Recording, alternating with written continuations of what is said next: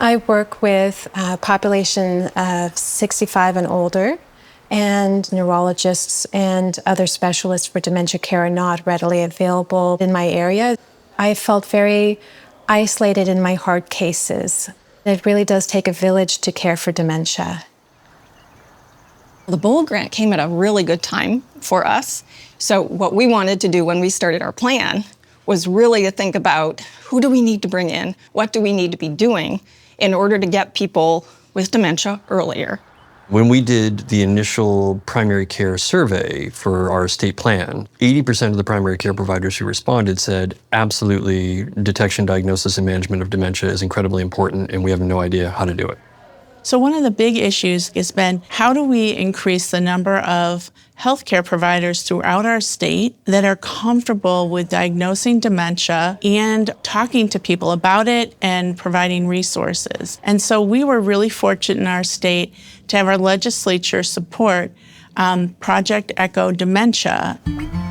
So Project Echo Dementia offers this platform, the virtual platform. It's a really good way for people who know they're going to be having people with dementia in their practice and want to make diagnoses. They offer a lot of training and information, knowledge building around early detection, diagnosis, treatment, ongoing challenges, and what you can do to help people. You have your academically oriented interdisciplinary team, and that's kind of the expert team. And we then interface with providers out in the community. It is this virtual kind of way to build expertise out in rural and underserved communities or under-resourced healthcare settings. But at the end of that, there's also feedback to the provider who brought the case. Here's everything we talked about, here are all the recommendations, and then here's my cell phone number, and here's Dr. Eisenberg's cell phone number, and call us if things come up. I found that my professional knowledge and understanding has just deepened in a way that I felt a huge boost in confidence from the learning presented. And then from the case presentations, I have found a level of mentorship that I just could not have described how important it was to me.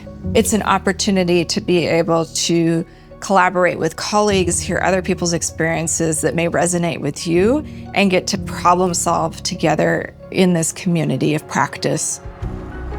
I've been doing work in dementia for 30 years, and I will tell you, people have always been hungry for information around dementia.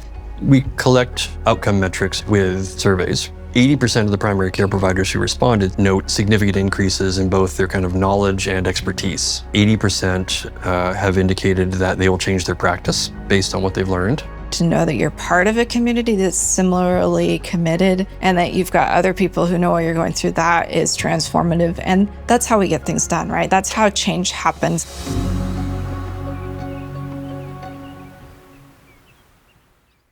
Since 2005, the Healthy Brain Initiative has been led by a partnership between the AlzHEIME'S Association and the Centers for Disease Control and Prevention. Through this partnership, the association and the CDC developed the Healthy Brain Initiative Road Map to guide public health progress. There are 43 BOLD program awards given to state, local, territorial, and tribal public health departments to implement interventions to deliver health at the community level.